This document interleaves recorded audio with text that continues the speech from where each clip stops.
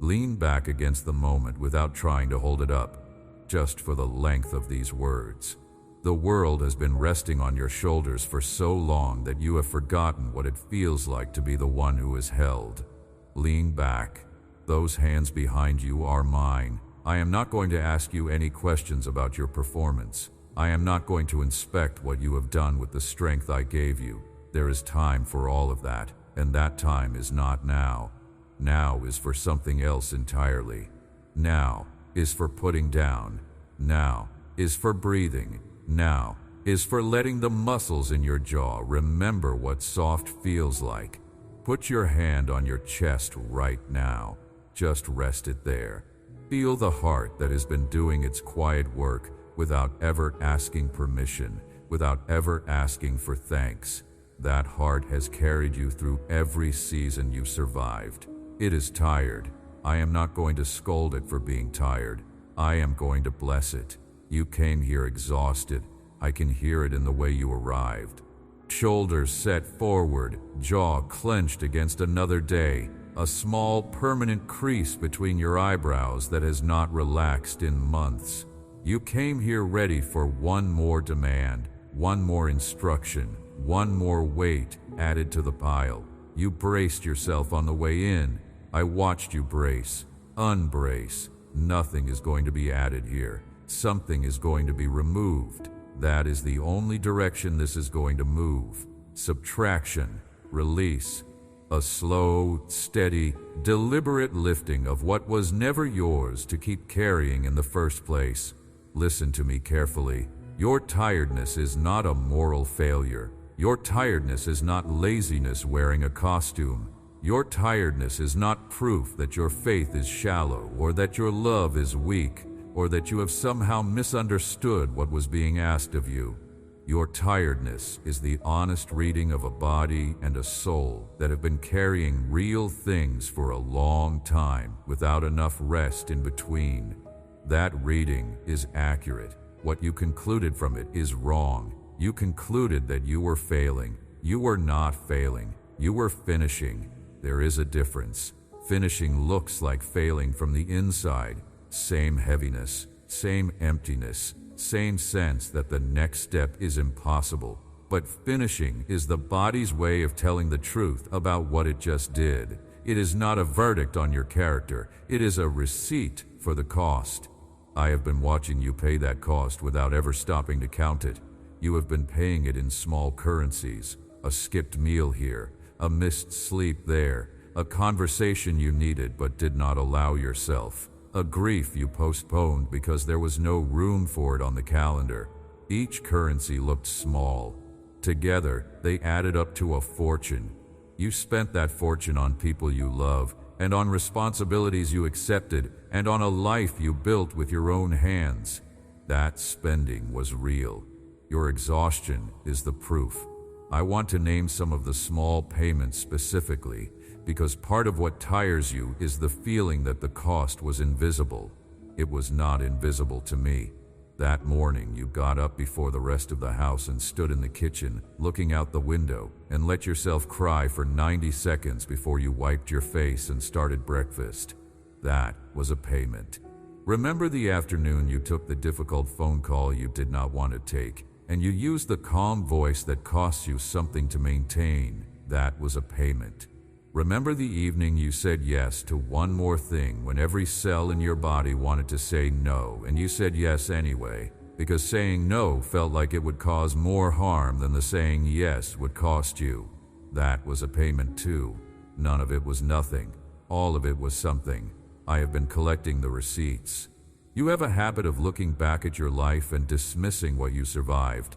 You say things like, "It was not that bad, and other people have had worse, and I should not be this tired given what I went through." That habit is not humility. That habit is a wound dressed up in modest clothes.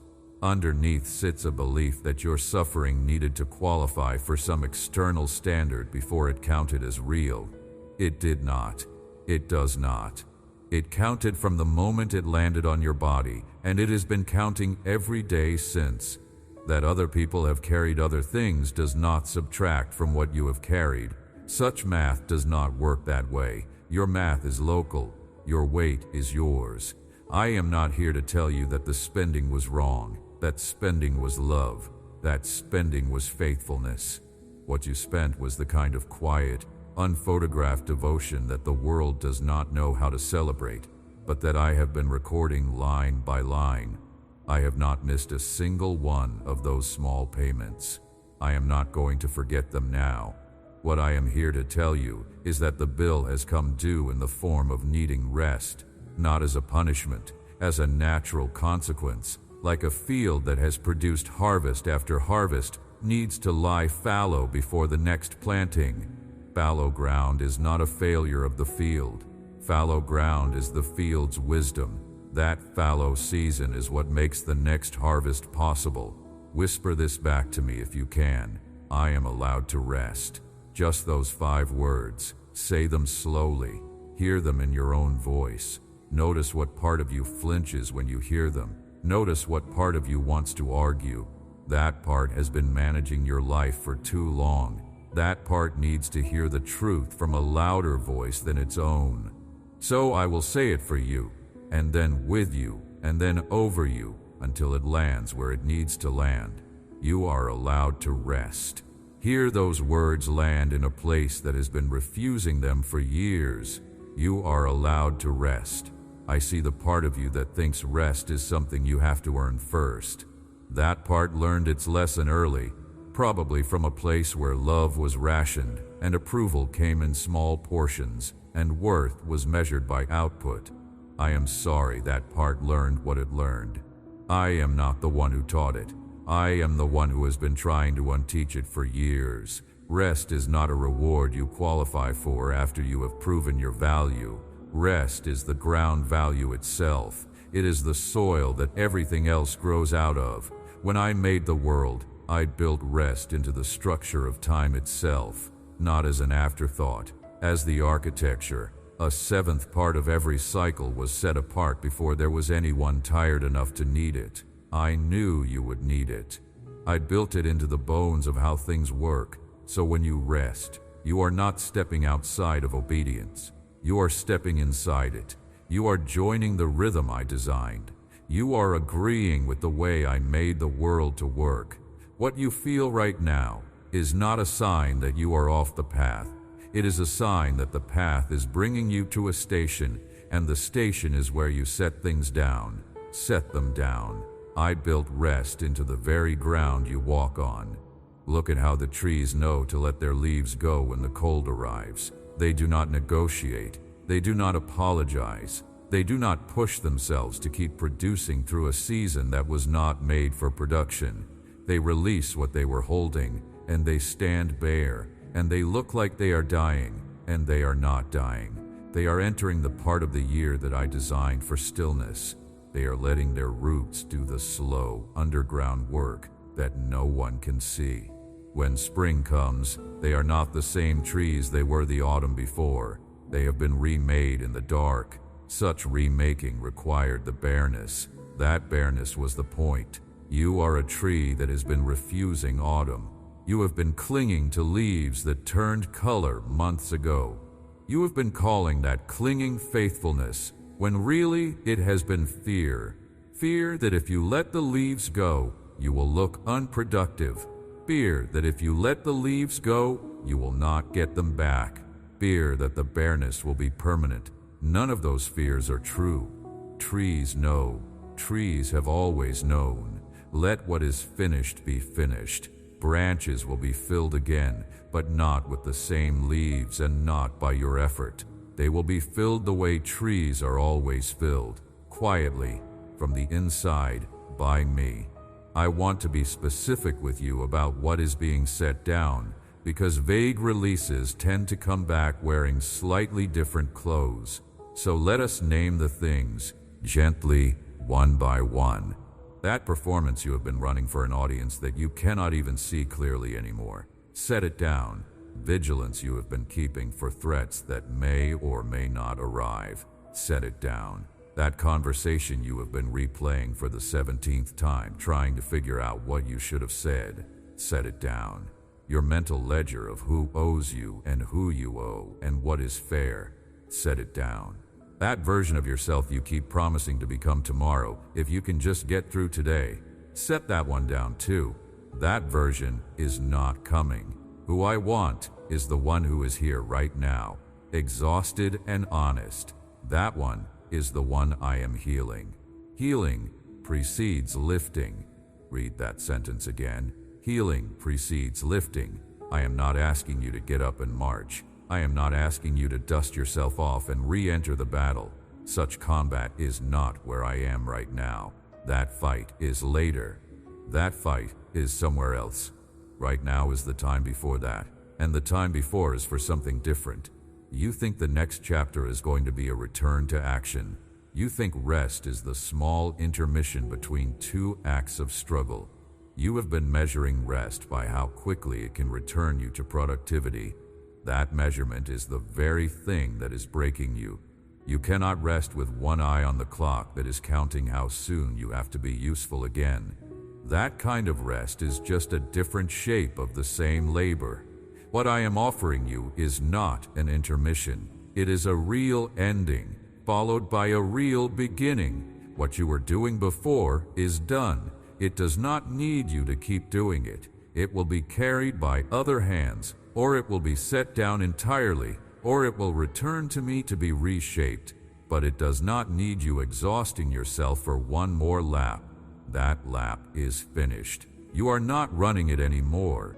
If these words are landing in you, leave the word rest in the comments below. Not for me, for your own commitment to actually receiving what is being offered. Sometimes a single word, written out, is the way the soul agrees with what the heart already knows. Now close your eyes for a moment if you can, just for a few seconds. Let the muscles around your eyes soften. Let the small, constant work of looking at things stop, just for a breath. Behind your eyelids there is a kind of darkness that is not absence. It is a soft room. It is mine. I have prepared it for moments exactly like this one. Step inside. In here, nothing is asked of you. In here, no decision is required. In here, the list of what you have not yet done is on the other side of the door, and the door is closed, and I am the one holding it closed. You do not have to keep guard. You do not have to keep watch. You do not have to hold the reins of anything. Those reins are in my hands. They have been the whole time. You only thought you were the one steering. That is one of the things I want to heal. An illusion that you have been holding everything together by sheer will. You have not been. I have. You have been walking inside a hand that you mistook for empty space. That hand has been there from the beginning. It is here now. It is what you are leaning against when I tell you to lean back. There is a particular kind of cure I do that does not look like cure. It looks like permission. Permission to feel the full weight of what you carried for as long as you carried it. Permission to acknowledge that it was heavy. Permission to stop pretending that you were fine when you were not fine. Such cure is not the absence of those things. Real cure is the witness. Real cure is being seen carrying it. Real cure is hearing me say, with no edge of judgment in my voice, yes, that was a lot. You were not making it up. You were not making it up. That hardness was hard.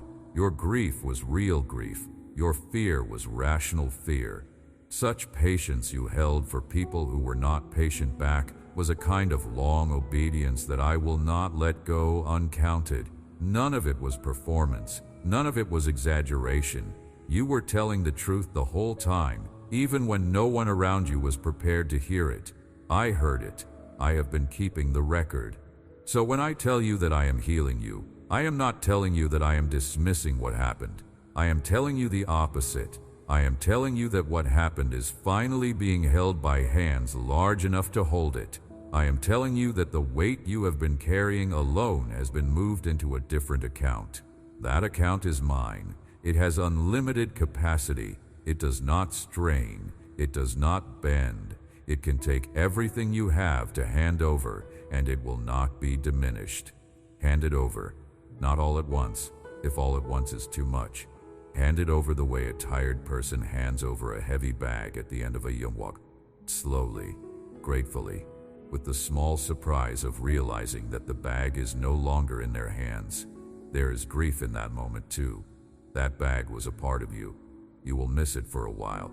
That is allowed. Such missing does not mean you should pick the bag back up. Such missing means the bag was real. Such missing is the last cost of carrying. Pay that one too, and then be empty-handed for a while. Grief of releasing what was heavy is one of the most misunderstood feelings in your body. You think it means you are doing it wrong. You think the grief is evidence that you should reconsider, that you should pick the heavy thing back up, that you should not have let it go in the first place. Your grief is not telling you any of those things.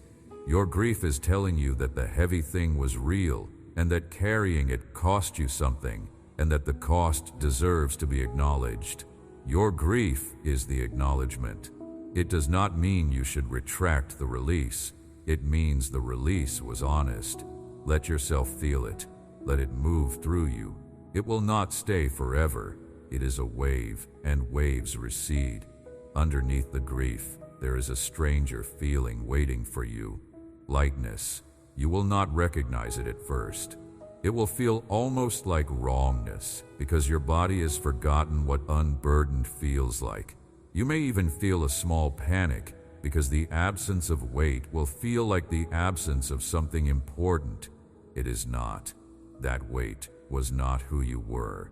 That weight was something you were carrying. You are still here without the weight. You are more here without the weight. Such lightness is not a loss of identity.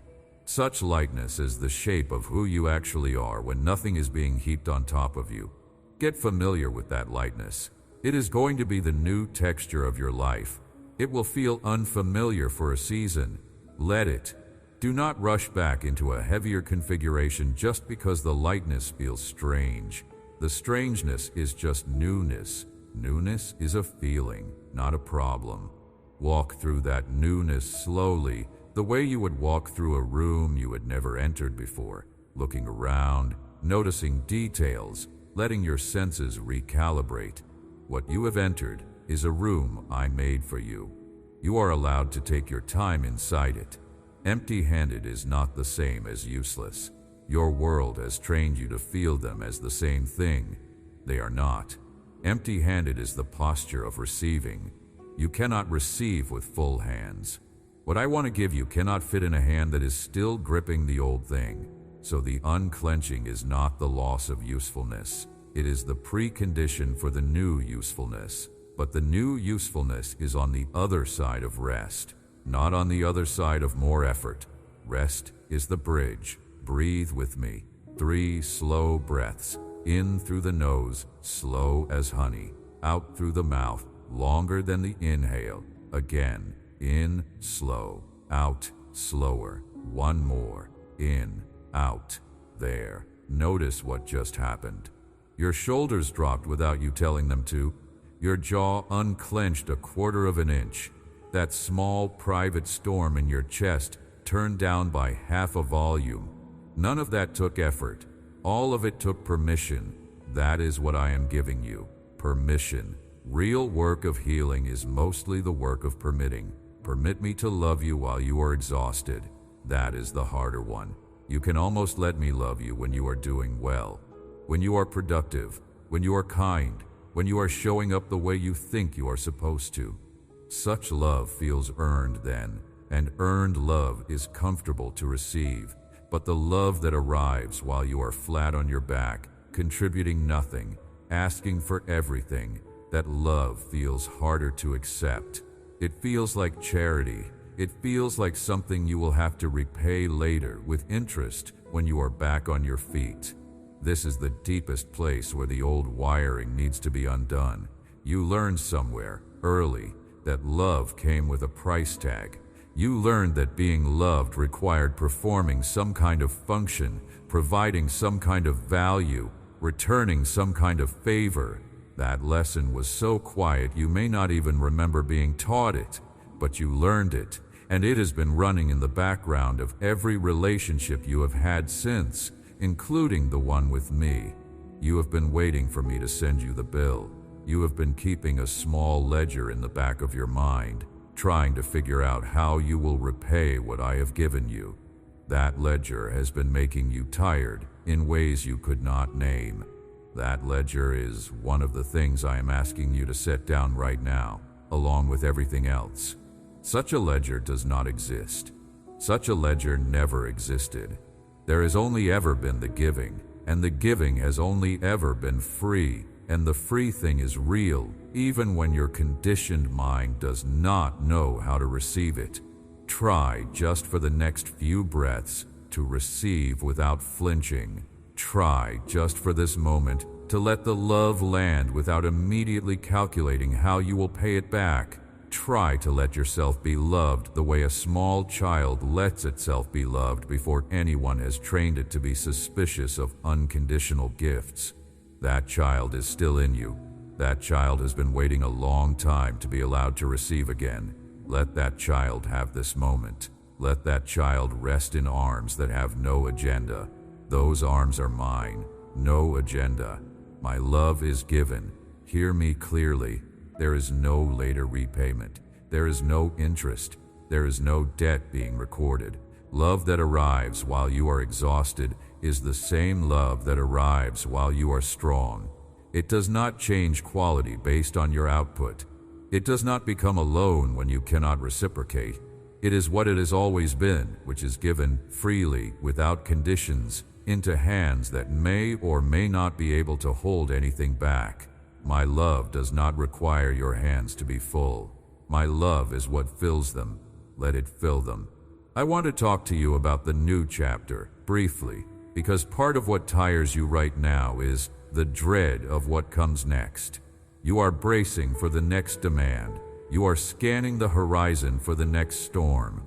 You are exhausted, and on top of being exhausted, you are exhausted in advance about what is going to require you when the rest is over. That advance exhaustion is the heaviest kind. You are paying for tomorrow's bill out of today's empty pocket. Stop. I want you to hear what I'm about to say because it changes the math. Your next chapter is not going to require the same kind of effort the last one required. It is not going to ask the same things of you.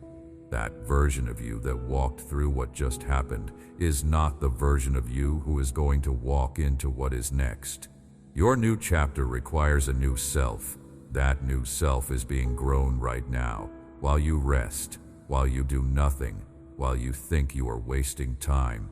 You are not wasting time. You are being remade. Remaking happens in the stillness. It happens in the unguarded moments when your defenses are too tired to keep performing the old self. Your old self is a wonderful and hard-working and noble self, and I am proud of everything that self carried, but that self is finished now. That self cannot go where I am taking you. New territory requires lighter shoulders, slower hands, deeper roots, a different relationship to time. You are growing those things now. You cannot grow them while running. You can only grow them while still. So when you feel the guilt of resting, when you feel the small, persistent voice that says you should be doing something productive, recognize that voice for what it is. It is the voice of the old self, defending itself against its own ending. Your old self does not want to be replaced. Your old self thinks rest is death. Your old self is half right. Rest is the death of the old self. It is also the birth of the next one. Both are happening at the same time, in the same quiet, in the same body that you think is just lying there doing nothing. You are not doing nothing. You are doing the deepest work that exists. You are letting yourself be remade.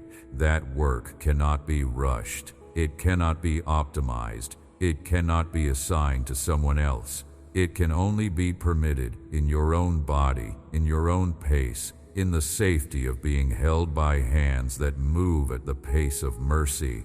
I am not rushed. Let me say that one more time, because it is one of the hardest sentences for you to hear. I am not rushed. A clock you are watching is not my clock. Any deadline you are dreading is not my deadline. Any expectation you are imagining I have of you is not my expectation. I have all the time. I made time. I am not going to be rushed by my own creation, and I am not going to rush you through the part of the journey that requires slowness. Whisper this back to me, slowly, the way someone whispers a name they had forgotten and just remembered. He is not rushed. Say it again. He is not rushed. Let those words rearrange the inside of your chest. Let them turn off the small alarm that has been ringing in the back of your mind for months. That alarm was not coming from me. That alarm was an inheritance. You can put it down. I am holding the silence that replaces it. In the silence, healing is doing what healing does, which is mostly invisible.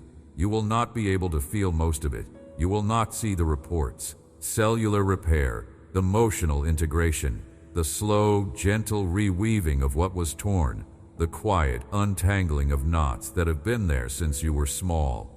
All of it is happening underneath the level of your awareness. You do not have to supervise it. You do not have to make sure it is going well. Your healing is in better hands than yours. Your only job is to not interrupt it. Your only job is to keep resting. When you rise from this, you will not feel like a different person yet. Such differences will be quiet at first.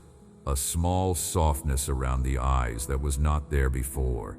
A new patience for someone who used to provoke you. A capacity to say no without explaining yourself for 10 sentences. An ability to sit in a room without needing to do anything. These will be the first signs. They will be small. Notice them. Do not need them to be more than they are. Big signs come later, after the small ones have done their work. I am healing you, not so that you can return to the old life faster. I am healing you so that you can step into the new one whole. Those are different healings. One is restoration to the previous version. Another is preparation for the next version. I am doing the second. Your previous version was beautiful and faithful and finished. It is not where we are going. We are going somewhere your previous version could not have survived. This healing is the bridge. This healing is the equipping. This healing is the becoming. Say your own name out loud, just once. Hear it the way I hear it. There's a tenderness in the syllables that you usually miss because you are too close to them. I am not too close. I have been saying that name for as long as you have existed. I said it before you knew it was yours. I have whispered it through every dark night you can remember, and through some you have forgotten. Your name carries my fingerprint on it. When I say it now, I am not summoning a stranger. I am calling someone I have been with the whole time. Someone I am calling is tired. I know. I am going to lift you, but not yet. Not in this moment. In this moment, I am pressing my hand against your chest and asking you to stay. Stay flat. Stay still. Stay receiving. That lifting is real. That lifting is coming. Such lifting is the second movement of this same song, but the first movement is rest, and the first movement cannot be skipped, and I am not going to let you skip it just because you are uncomfortable with how passive it feels. Such passivity is the medicine. Take the medicine. When the lifting comes, it will not feel like effort. That is one of the surprises waiting for you. You think you are going to have to push yourself up off the ground. You think you are going to have to muster strength from somewhere deep and drag yourself into the next chapter. That is not how it is going to happen. Your next chapter is not going to be entered through effort. It is going to be entered through being lifted. Different verb, different physics. You will rise without straining, the way mist rises off a lake at dawn. Mist does not push. Mist is invited upward by the warmth of the new sun. You will be invited upward in the same way. That sun will be me. I want you to stop bracing for the strain that will not come. That bracing itself is exhausting you. Your body is preparing for an exertion that I am not going to require of you. Every muscle in you is half flexed in anticipation of having to push, having to lift, having to drag. Unflex. Whatever rises in your life from this point forward is going to rise the way bread rises in a warm kitchen. Slowly, quietly. By the inner working of something that does not look like effort, because it is not effort. It is presence. It is fermentation. It is what happens when the right conditions hold long enough for the natural process to unfold. I am the warm kitchen. Such conditions are mine to hold. Such rising is yours to receive. You have been so trained to push that you have forgotten how to be lifted. Notice the difference. Pushing originates from inside you and goes outward. Lifting originates from outside you and comes inward. They are opposite movements. You have been doing only one of them with all of your strength for a very long time. That other one, the lifting, requires you to be still enough to feel hands underneath you. Those hands have been there. They have always been there. You have been so busy pushing that you missed the support that was already in place. Stop pushing for a moment and you will feel them. Your pushing was the only thing hiding them. For now, though, you are still on the lake, still dark, still cool, still horizontal. That is correct. That is exactly where you are supposed to be. Do not make a mistake by trying to evaporate too early. Horizontal is where the work is happening. Stay horizontal. Stay near the surface of the water. Let the warmth find you in its own time. That warmth is finding you. Even right now, in this very moment, even though it does not feel dramatic, even though no part of you is currently glowing or vibrating or experiencing some obvious supernatural sensation, such warmth does not always announce itself. Such warmth sometimes works in degrees so small that the only way to notice them is in retrospect. You will look back at this rest and realize that something was happening the whole time that you could not detect while it was happening. That something was me. I have been here the whole time. I am here now. I am not going anywhere when this prayer ends. I am not collapsing back into a distant heaven the moment you open your eyes. Those hands that are holding you up while you rest are the same hands that will lift you when it is time. They do not change shifts. They do not get tired. They do not need a break. You can rest into them with no fear that they will be unavailable when the next thing arrives. What comes next is not a new battle. Hear that? What comes next is not a new battle. I know your nervous system is bracing for one. I know every cell in your body is rehearsing how to survive the next attack. Stop rehearsing. Where I am bringing you next is not a battlefield. Those battles, the ones that defined the last chapter, those are behind you. They were real and they were costly and they are now behind you. New territory is different terrain, quieter, slower, with new kinds of work that do not feel like fighting. You are going to have to learn how to live in peace, which is its own kind of skill. You have been so practiced in survival that peace itself will feel uncomfortable for a while. You will be tempted to manufacture small crises just to feel like yourself again. Do not. Let the unfamiliarity of peace teach you something. Let it build new neural pathways. Let it become your new normal. Such discomfort of peace is the discomfort of growing into a self that does not need adversity to know it is alive. Stop here a second. Do not read the next sentence yet. Just sit with what was just said. Let it land. Let your nervous system have a moment to consider the possibility that the next thing is not another fight. Let the muscles that have been preparing for impact begin, slowly, to lower their weapons. Now keep reading. I want to give you a picture to take with you. There is a place I have been preparing for you, not in the future, but in the present, available now. It is a small clearing in a woods. Trees around it are old. Ground underneath you is soft with years of fallen needles. Light coming through the branches is gold and slow. There is a stream nearby that you can hear but not see. Air smells like cedar and rain. In this clearing, I have set down a place for you to lie down. Just lie there. That clearing is not productive. That clearing is not strategic. That clearing exists for the single purpose of holding you while you heal. Picture it. Hold it in your mind. You are welcome there at any moment. You are welcome there now. You can return to that clearing whenever the demands of the day overwhelm you. You can step into it for 30 seconds in a parking lot. You can step into it for 10 minutes before the rest comes. You can step into it for an hour on a quiet afternoon. That clearing does not have a schedule. That clearing does not require you to arrive in any particular condition. You can arrive sobbing. You can arrive numb. You can arrive without any feelings at all. That clearing receives you the way it receives the deer who walk through it, without questions, without conditions, with the simple welcome of a place that was made to hold living things. You will be tempted, in the days ahead, to forget the clearing exists. Your world will get loud again. Your demands will return. A list of things to do will reassemble itself in front of you, and you will start to feel the familiar pull of urgency.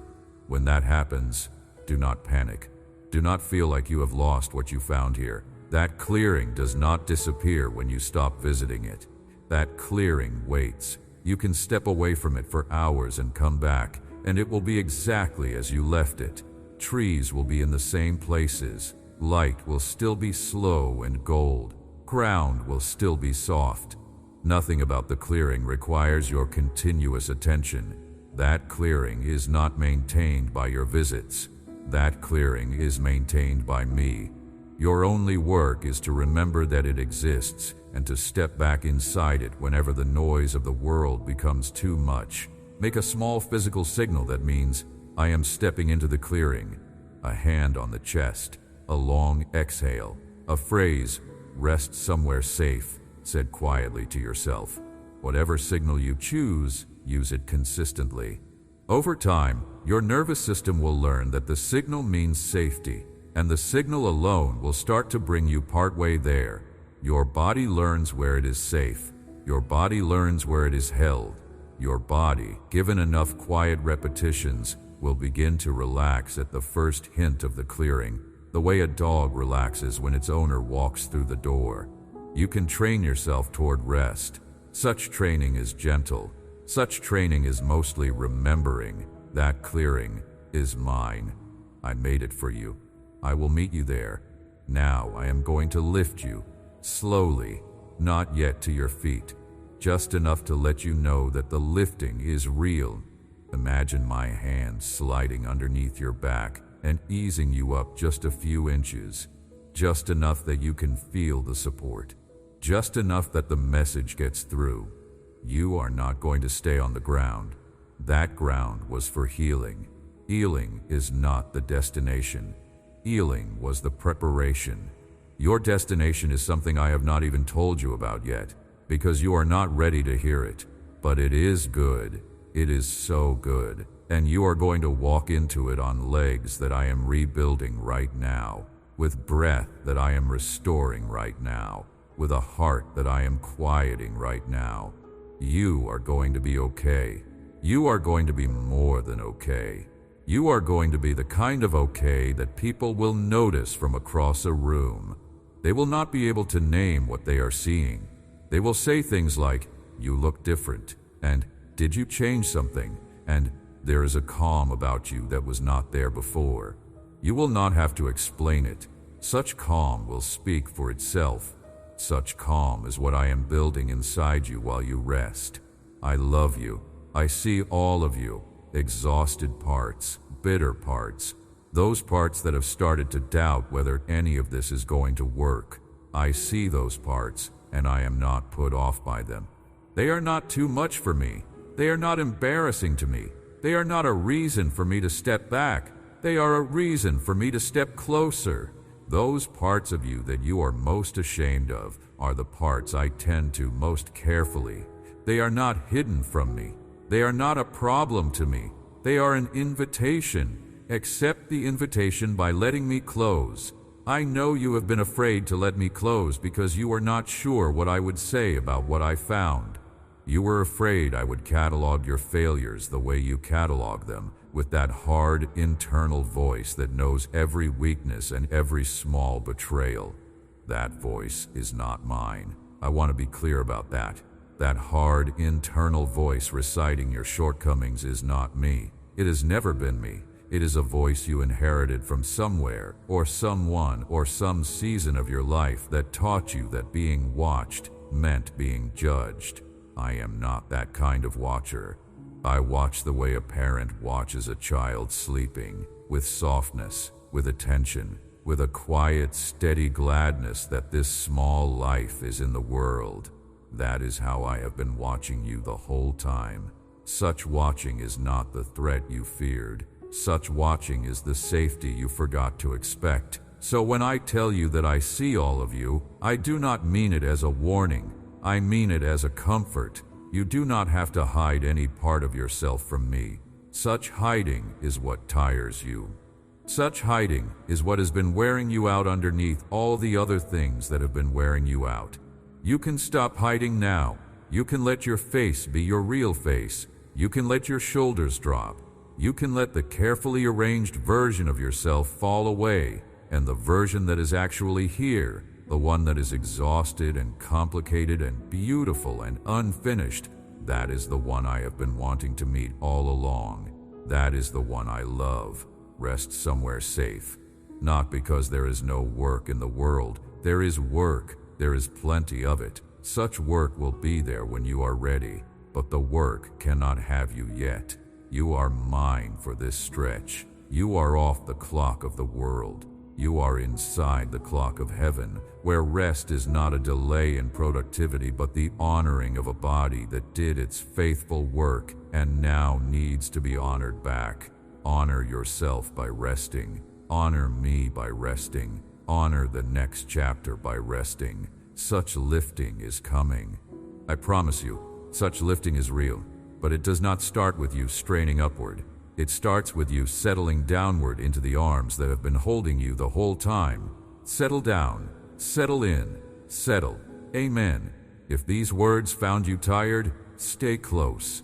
I am putting up new messages on quiet days when the world feels heavy. Subscribe so the next one finds you, and share this with someone whose shoulders you have noticed have been carrying too much for too long. Their soul will know what to do with it. Rest somewhere safe today. I will be there when the next dawn finds you.